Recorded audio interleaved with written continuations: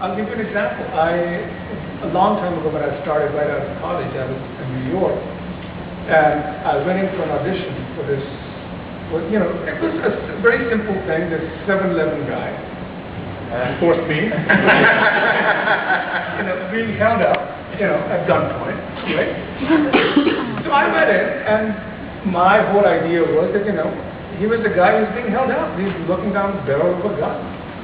What is he going to do? So I did the thing, and the guy stood up, the director of police was with him, and he goes, you know, you're not being Indian enough. Right? You know, and I knew what he really wanted me to do, right? I mean, it wasn't to him, it wasn't, and my point was that, you know, by the virtue of me playing it, that part is done. I'm not playing this 7-Eleven guy. That's to your typical image, you know, check it off and we're done, right? But no, he had this idea. So he goes ahead and he shows me how to be. Right? And you know, I'm sitting there, and I'm just a young actor who's trying to like make it again. And I finally go, I said, you know what? I totally understand what you want. But I just got out of college, and I don't think that I can elevate my portrayal to the level where you want it.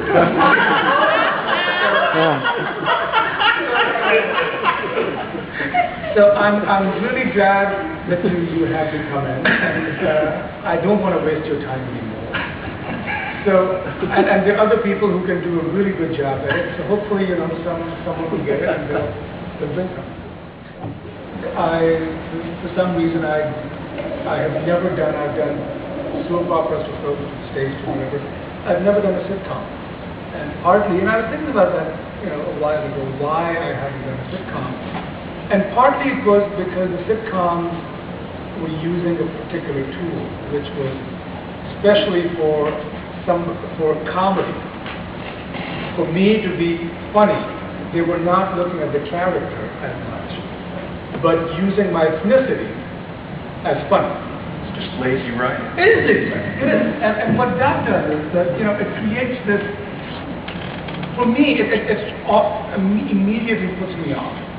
Because I can see a quirky guy, you know, and that guy can be from wherever. It doesn't matter.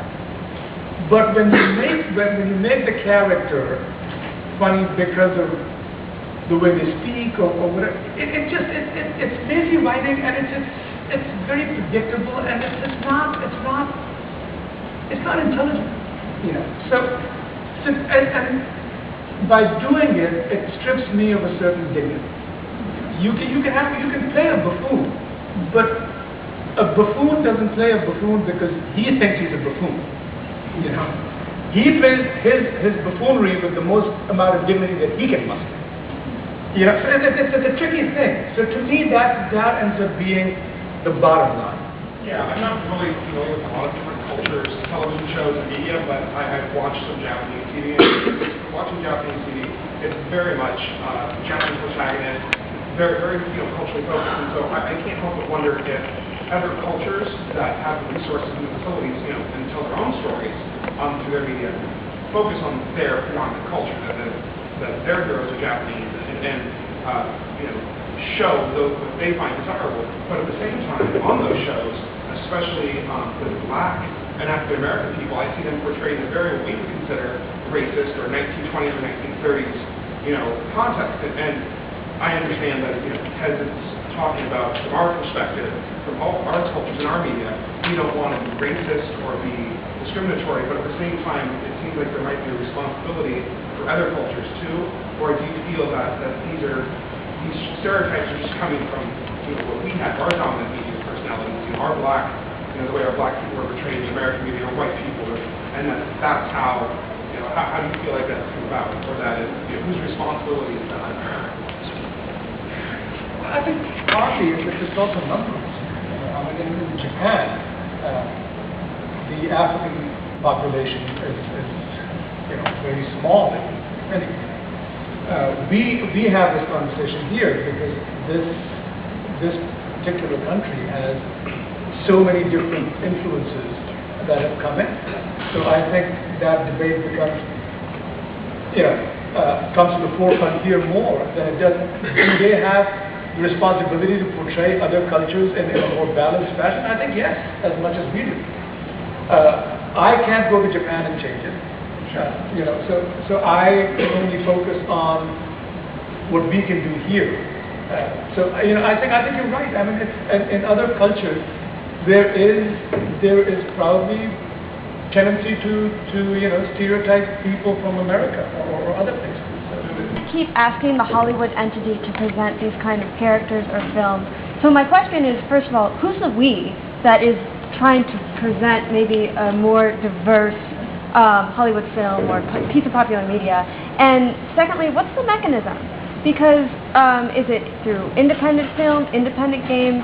If there's this group out here that needs to do it besides Hollywood or besides the mainstream video game industry, who is it, and what do I assume, pretty much everyone in this room, what are we supposed to do? And it can be extended to anyone in the room. By we, I meant, when we step aside from being part of it, and when I start looking at things which are important to me as a person, I put myself in that we. If I'm not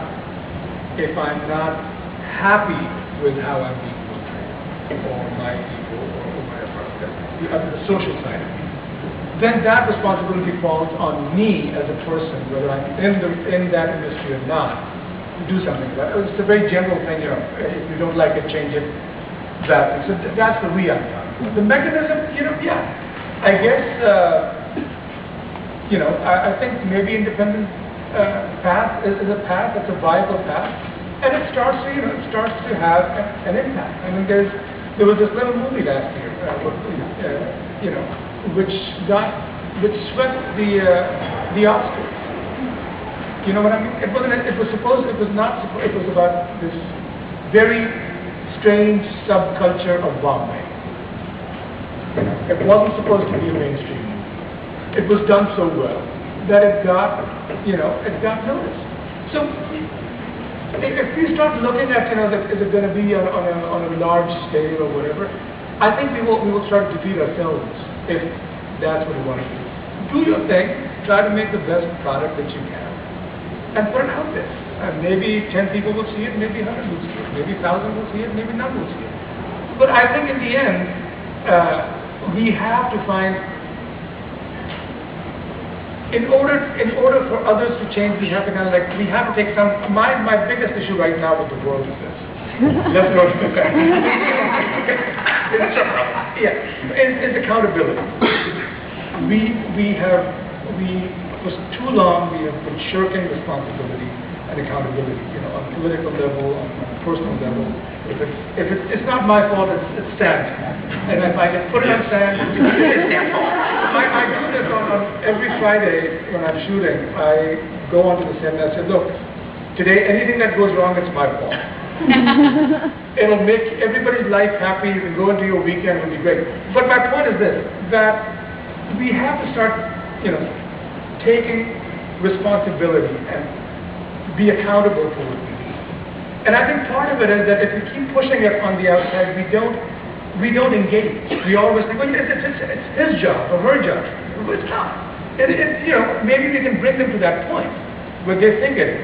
But it has to be, I have to do it for myself. So I think that was my point of that. Thank you, Faran, Stan, and Neil. Pleasure to moderate.